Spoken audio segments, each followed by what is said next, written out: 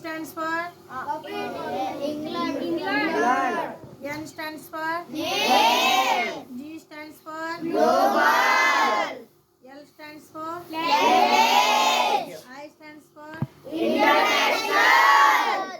S stands for School society. H stands for Higher